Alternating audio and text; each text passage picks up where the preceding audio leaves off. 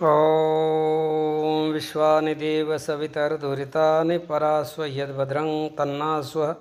ओम शांति शांति शांति ही। आज का सत्संग वेदों का दिव्य संदेश श्री राम शर्मा आचार्य की पुस्तक के आधारित ब्राह्मणत्व के विषय में वेदों का जो मत है वो आपके सामने प्रकट हो रहा है। परमात्मा की विभिन्न शक्तियाँ ही अनेक देवताओं के नाम से पुकारी जाती है, पर वह एक ही है। इसीलिए गुण कर्म स्वभाव के अनुसार उस परमात्मा की उपासना करें, ऐसा वेदों का संदेश है। ये वेद ऋग्वेद का वाक्य है। अब इनका भावार्थ आगे थोड़ा विस्तार से बताते हैं। परमपिता परमेश्वर सर्वत्र व्याप्त है। जो परमात्मा है वो एक देशी नहीं है, वो सर्वदेशी है।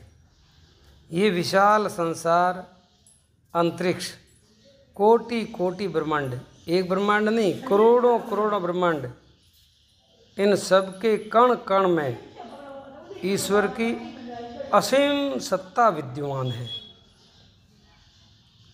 वही इस सब का नियंता है, नियामक है।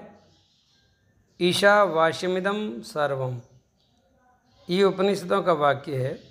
हर वस्तु में, जड़ चेतन में, हमारे रोम रोम में उस चेतन सत्ता का वास है, ईश्वरीय सत्ता का वास है।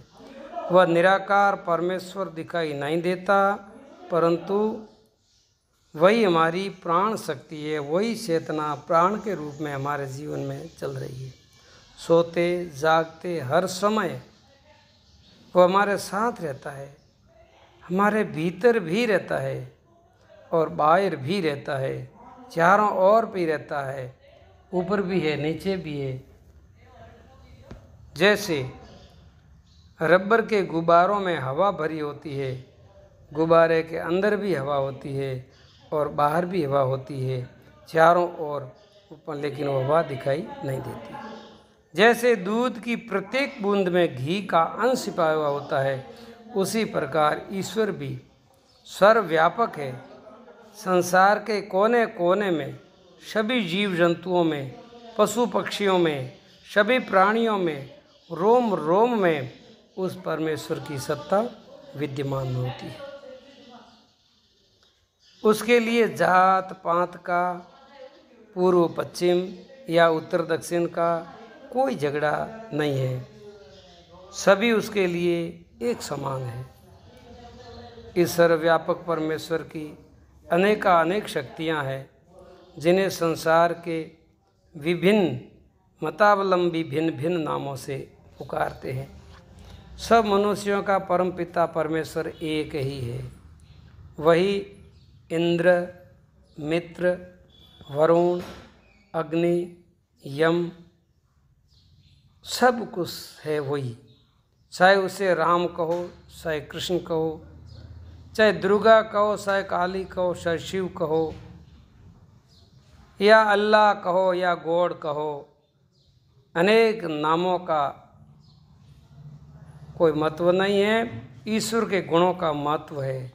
गुण सब में एक होता है, नाम अलग हो सकते हैं, लेकिन गुण स्वभाव प्रभाव उनका एक ही होता है।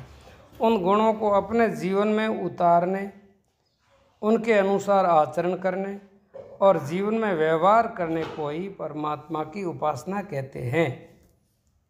इस प्रकार उपासना करने से, वार वार के अभ्यास से, वे गुण मनुष्य के स्वभाव का एक अंग बन जाता है और वह उत्तरोत्तर श्रेष्ठता को प्राप्त करते हुए देवत्व की ओर अग्रसर होता है। परमात्मा के अलग अलग नामों को लेकर के झगड़ा करना सबसे बड़ी मूर्खता है। एकम सद विप्रा बहुधा वदंती, एक ही परमेश्वर को विद्वान लोग भिन्न भिन्न नामों से पुकारते हैं। उसका कोई भी नाम ले, पर उसके गुणों को अपने कर्म व स्वभाव का अभिन्न अंग बनाने हेतु सतत प्रयास करते रहना चाहिए, क्योंकि मनुष्य पुरुषार्थ प्रधान प्राणी है। आजकल अधिकांश लोग ईश्वर के गुणों का न तो चिंतन करते हैं और न उन्हें अपने जीवन में आचरण में उतारने का प्रयत्न करते हैं, लेकिन उनके नाम पर इस प्रकार लड़ने, झगड़ने, मरने मारने को तैयार तो रहते हैं, मानो उस पर उनका ही अधिकार हो गया है। अरे वे समझते हैं कि केवल मंदिर के भीतर ही उनकी सत्ता है, बाहर चाहे जो भी पाप कर्म करो, भगवान देखता नहीं है। ठीक है, मंदिर के अंदर पाप मत करो, बाहर भले करो। अरे ये कोई समझ है? उन्हें सर्वव्यापक रूप को तो जैसे भुला ही दिया गया है। वह अनेक रूपों में सर्वत्र विद्वान है, हर समय हमारे साथ है। संसार के कोने कोने में उनकी सार्वभौम सत्ता है। इस तथ्य को सदैव ध्यान में रखते हुए, इनको सतत याद रखते हुए और अपने जीवन की यात्रा करेंगे तो हमारे जीवन के अंदर कोई पाप नहीं होगा। अन्यथा हम हमारे धर्म से गिर जाएंगे, हमारे कर्तव्य से गिर जाएंगे, हमारी जीवन की महानता से गिर जाएंगे और जीवन का पतन हो जाएगा। इसलिए ये वेदों का जो संदेश है, ये वेदों का संदेश मनुष्य मात्र के लिए कल्याणकारी है। चाहे स्त्री हो, चाहे पुरुष हो, चाहे राजा हो, चाहे प्रजा हो, धनवान हो, गरीब हो, अमीर हो, कोई भी हो, सबों के हितकारी उपदेश वेदों का संदेश है। बिना भेदभाव किए संपूर्ण जाति वर्ग से ऊपर उठ करके इन संदेश को अपने जीवन में उतारें और प्राणी मात्र को इस संदेश का सबों को अनुभव हो और अपने जीवन में उतारने का प्रयत्न करें। मनुष्य मात्र का इसमें बड़ा भारी कल्याण होगा। ये सब वेदों की जो महिमा है और उसको जीवन में उतारेंगे तो सबका भला होगा।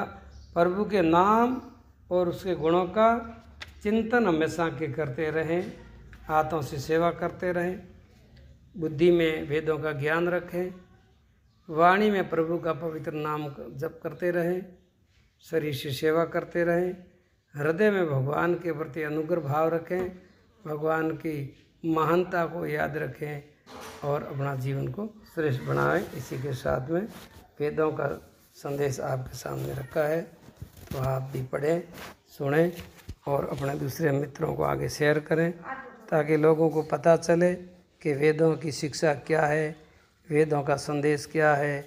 ये ब्राह्मणत्व के लिए लिखा गया है, जो विद्वान महापुरुषों के लिए है, जिसको वेदों में अनादिकाल से वेदों की बड़ी महिमा बताई। हरि ओम।